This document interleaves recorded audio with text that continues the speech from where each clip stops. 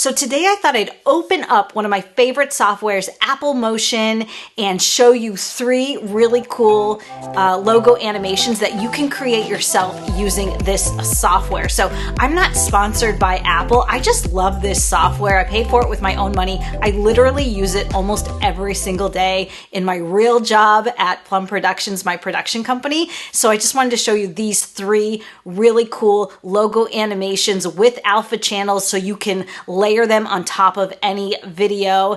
And I will link to chapters below where you can jump to each of these different tutorials. But if you're interested, watch the whole thing through. So here we are in Apple Motion. The first thing we want to do is drop in a logo. So I'm going to drop in my little JennJager.com logo in here, and I'm going to resize it so it's not so ginormous. There we go. So in order to achieve the effect we want, we need to first apply a behavior to this logo. So I've got it selected here in my project pane. I'm going to go on over to behaviors. I'm going to go down to parameter, and I'm going to select overshoot. So now I've got the overshoot behavior applied to my logo. You can see it down here in the timeline. The first thing I'm going to do is drag back this bar here to make the duration of my overshoot much shorter. So let's just set it to 1 second long. We might adjust that later. And then let's go over to our inspector window to start modifying these values. The first thing we want to do is set what we're applying the overshoot to. So if you see here, if I, run my playhead over my timeline, nothing's happening even though I have applied the behavior. I actually need to start down here where it says apply to, hit this drop down, properties, and I want to transform the scale. And I want to transform all of the scale, the X, Y, and Z scale. So what I want this logo to do is start from infinity, 0, way down to nothing. I want it to scale up and bounce as if it's like a bouncing ball. So let me show you how to do that. So now that we know we're applying it to the scale, let's go around and change these values here in the inspector window. I want to set my start value at a negative number where I can't even see the logo anymore. So what I'm going to do is select this 0 here field, and I'm going to click it on my mouse, hold down my mouse button, and drag down to make it a negative value. Okay, so it's nice and tiny. So now let me just play that back in my timeline and show you. And there you go. So we've got kind of a subtle bounce going there. Now we can make the bounce a little bit more dramatic if we want to by playing with the values in the overshoot filter. So we're going to click back on over to behaviors. So let's just play with this a little bit. If we want it to bounce more times, we can up the cycles. Let's just play with that. If we drag the ramp duration down, it's actually going to go a little faster. That I kind of like the speed of. What do you think? That feels kind of natural, doesn't it? So now let's add in that twirling effect where we're getting some distortion on our logo before it lands to be flat and as it should be. So the next thing we want to do is head on over to filters, go down to distortion, and we are going to select twirl. So the amount of the twirl, let me just play with this to show you what it does, is kind of how large the radius of the twirl is. Let's set it to 0.55. And then let's play with the twirl value as well. So you can see if the bigger the number, the more dramatic the twist is. And then by going negative, we can twist the other way. So we're actually going to keyframe this right now. So I'm going to cue up my playhead to the very beginning of the clip in my timeline. I'm going to zoom in here using this little magnifying glass. And for the purposes of what we're doing here, I'm actually going to turn off that overshoot so we can really see how affected our twirl is without worrying about the scale. So I'm going to select twirl, and what I'm going to do is I'm going to add a keyframe by hitting this little diamond, and I'm going to make this a more dramatic twirl. Let's start here. And then I'm going to use the arrow button on my keyboard to arrow over 4 frames. I'm going to keyframe again, and now we're going to go the opposite way. So right now we're at a value of 45 positive. I'm going to change this to a negative number, but not as big as 45. Let's do 31. Then I'm going to click on over to my timeline again, and I'm going to tab over 4 more frames, hit the keyframe button again, and again we're going to go to a positive number that is smaller than 31 or wherever we left it before. Let's go 23. Now I'm going to arrow over even more keyframes. Let's do 5. And we're going to go negative. Let's go negative 15. I'm going to arrow over another 5 frames. Let's just type in positive 10. Then I'm going to arrow over another, let's say 7 frames. So what I'm doing is I'm decelerating the amount of twist. Let's go negative 6. Let's arrow over a few more frames. 1, 2, 3, 4, 5, 6, 7, 8, 9, 10. Let's go positive 3. And then let's arrow over another 10. 1, 2, 3, 4, 5, 6, 7, 8, 9, 10. And then we're going to make the value 0. So there's no twirl. So let's just play that back and see how it looks. Cool. So we've created almost like that overshoot bounce effect, but with the twirl distortion filter. So now I'm going to turn on the overshoot again, and we're going to see how this whole thing looks together.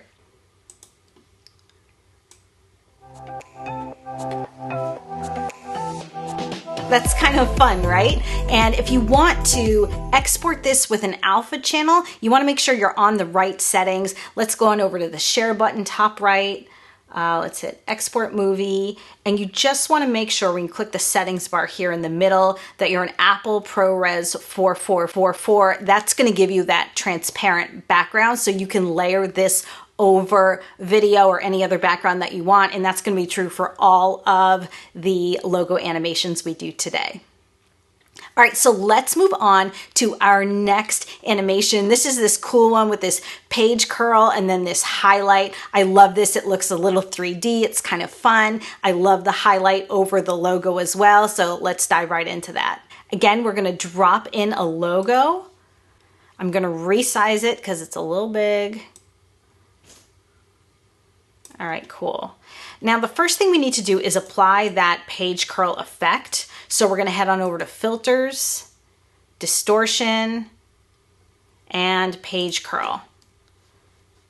I'm going to grab this page curl bar in my timeline, and I'm going to shrink it down so it happens much faster. So this is what it does by default. It actually curls off the page. I wanted to do the opposite. So to switch that up, we're going to head on over to the inspector. We're under filters. Here's our page curl effect, and we are going to change it to close. So now you can see it lands, and that's what we want it to do. Now, I'm not crazy about the default angle of this. See how it comes from the top left corner? Let's modify that. I'm going to cue up my playhead to the beginning of the action here, and let's change the value of this angle so that it comes in more horizontally. Okay, perfect. That's exactly what I want. The other thing we can change on this is the way the back of the logo looks. So right now it's just like the reverse of the front of the logo. You can see that, the colors here. Let's change the back color. We can make it something completely different. Green. And then if we want to give that more depth, we're going to click on over to the highlight color box. Let's select that. And that's kind of cool. It's got a gradiated effect. All right, great. So that part's done. Now we need to add that really cool highlight. This is a few extra steps, so stick with me here. It's not hard. It's just a lot of steps. We're going to first duplicate our logo. I'm going to select it in my layers window here. I'm going to right click and hit duplicate. And I'm going to turn off the page curl. So down here in my timeline, see this little line item for page curl. And if you're not seeing these effects in your timeline, you just need to drop down these arrows. So I'm going to turn that off by unchecking the box. I'm going to take this new logo and drag it down later in my timeline. So it comes in after my original logo that curled in. And now it looks exactly the same, so you can't see any difference between these two, but we're about to change that. So having that new logo selected, we are gonna make it white. And to do that, we're gonna go to Filters, Color, and go down to Colorize. All right, so now we wanna remap the blacks to white, and we wanna remap the whites to white as well. Okay, and now the whole thing is white. Okay, next step, we need to add a mask to this. That's gonna help us with our highlight. So to do that, I'm selected on the white logo now. I'm gonna hit this button here, and I'm gonna hit rectangle mask. And now I've got these crosshairs. When I hover my cursor over my canvas, I wanna draw in a very skinny mask, like that. So now you can see we're only seeing this very little sliver of the white logo, and then the full color logo is down beneath. I'm gonna grab this little circle here and I'm gonna rotate it so it's at an angle. And then let's go on over to our inspector window. I'm gonna feather out that mask so it's not such a sharp edge. All right, now what I want is this mask to animate across my logo, just like that highlight does. So in order to do that, we are going to have to convert it to points. I'm gonna keep my playhead at the very beginning of this logo, and I'm gonna hit this convert to points button here in my inspector. And now I'm going to hit the A button on my keyboard. So what this is gonna allow me to do is to change the position of my mask by just grabbing it real quick in my canvas. So let me show you here. I'm gonna hit A, and when I've hit A, all of my values here turn red. So it's almost like it's like screen recording what I'm doing and where I'm moving things around. So anything I do from this point on is going to turn into a keyframe. So you wanna be really careful. So I've got my playhead to the very beginning of my logo clip here, and I'm going to start the mask off the logo, and then I'm going to move my playhead to a little bit further in the duration of my timeline, and I'm going to take this mask and I'm going to drag it here. And so look what's happened. I've created keyframes. Now let me go back here because it looks like I have an extra keyframe that I didn't mean to make. I do, so I'm gonna right click and delete that keyframe, and I'm gonna drag this first keyframe over here. So now I'm gonna hit A again to shut all this off because I've done what I wanted and I don't wanna mess it up. Now let's run our playhead, and you can see there's our white logo version. Let me just play it back for you in real time. All right, cool. But that doesn't kind of have that really neat glint and like dazzling look that we want in our highlight. It just kind of looks like a white line that's tracking over our logo. So let's kick it up a notch. What we want to do next is turn this white logo that we've masked off into its own group. So what I'm gonna do here is right click and I'm gonna select group. So now that white logo is in a group of its own, and I'm gonna apply the next effect to the group. So let's head on over to filters. Make sure you're clicked on group here. You're gonna head on over to filters. We are gonna go to glow, and we're gonna go on over to glint. Okay, now we're getting somewhere. So let's play with the values of the glint to give us the effect that we like. I'm going to pump up the exposure to 4. Let's play with the streaks here. So that kind of gives us that dazzle. Let's go to 5. Let's leave the glow amount at 3.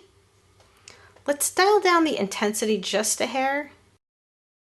And then let's play with this color fringing. The color fringing gives us kind of like a prism effect. You see how now we've got like colors in there, and you can like really push this up. Let's not go too crazy, but let's like, yeah, let's set it at like, I don't know, 19. What do you guys think of that? All right, so let's play this back. Okay. It's pretty intense. So now what I'm gonna do is going to make sure I'm selected on my group. I'm gonna go back over to properties, and I'm gonna dial down the opacity. So it's like not so intense.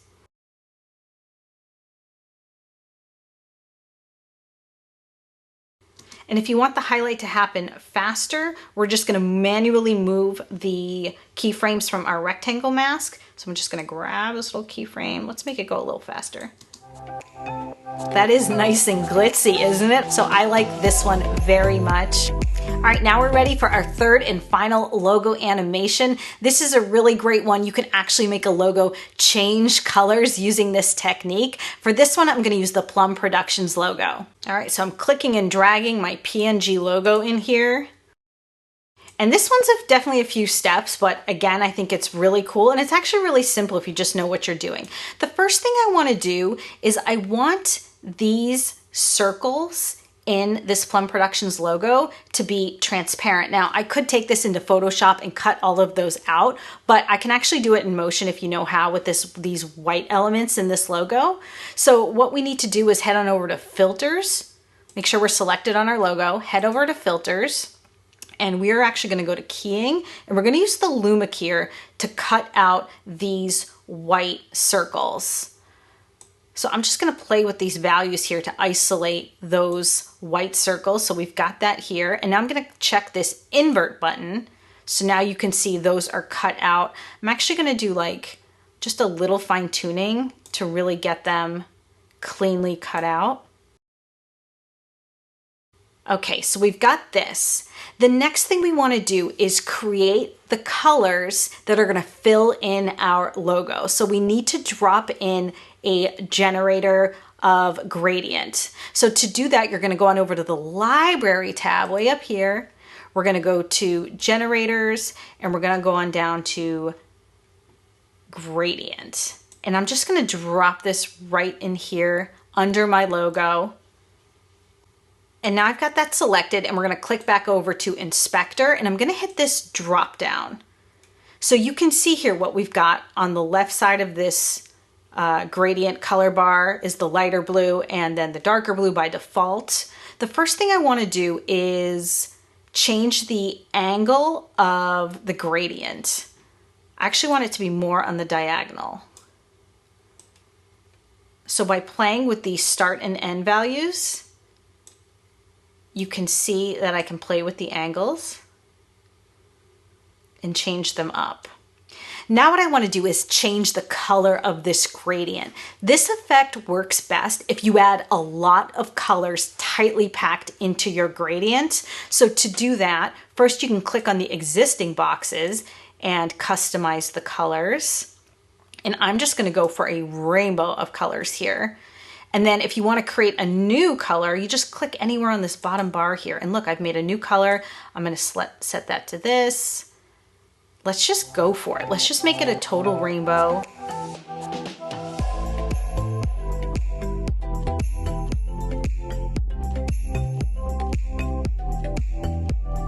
And I'm going to play with these X and Y values on the start and end tabs to just space these out the way I want them. And then I'm going to change like the dimensions of my generator by just grabbing these handles, stretch it out this way. All right, I'm going to make sure my gradient is at the beginning of my timeline here.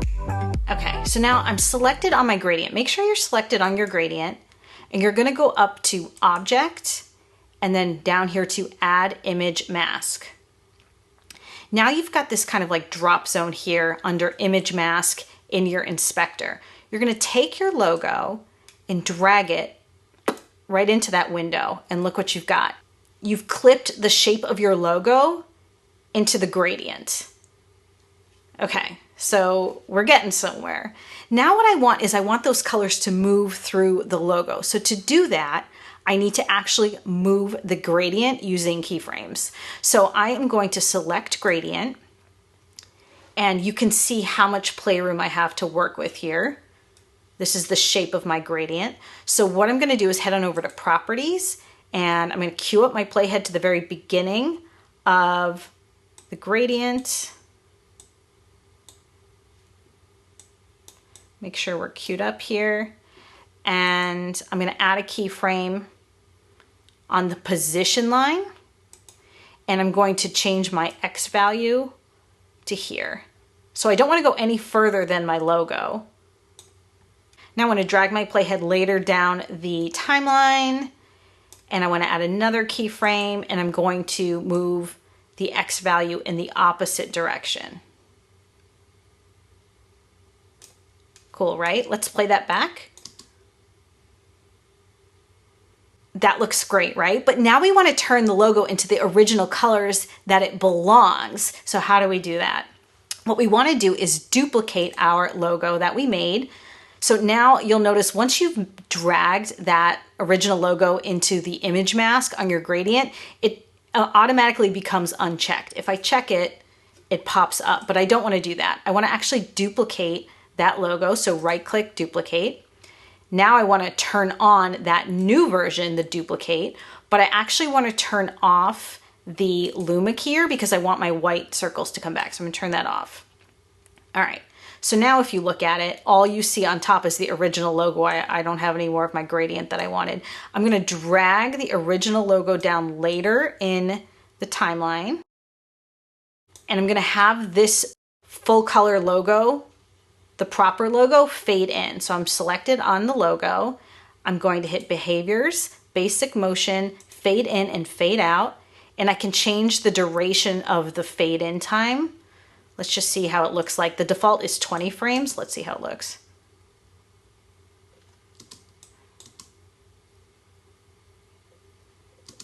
Looks good, right? We could stop there, but why do that? I'm gonna apply the overshoot effect to this logo as well, but we're gonna do it in a slightly different way. So what we wanna do is select the whole group now. We want everything to be affected by this new behavior we're gonna apply. So let's hit group. We're gonna go down to behaviors. We're gonna go down to parameter. We're gonna go down to overshoot. And this time we're gonna apply the transformation to properties, transform, and position.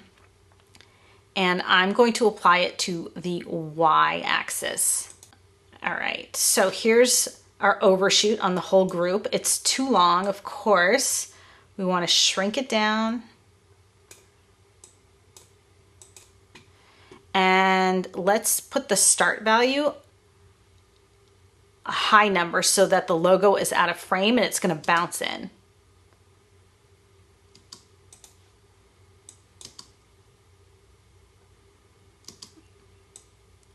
Okay, and then let's play with the overshoot values to adjust our motion. I like that. It has a little bit more bounce. All right, so there you have it. 3 ways to animate logos, totally custom in Apple Motion. What do you guys think? Would you love a course where I teach you how to use Apple Motion step by step? I have courses on my website, JennJager.com. I've got one about Doodly. I've got a great one for beginners on Final Cut. Would you guys like to see like a course, a full course on Motion? Let me know in the comments. Thank you so much for watching this. I hope you learned something. Let me know what your favorite logo was, and I will see you again.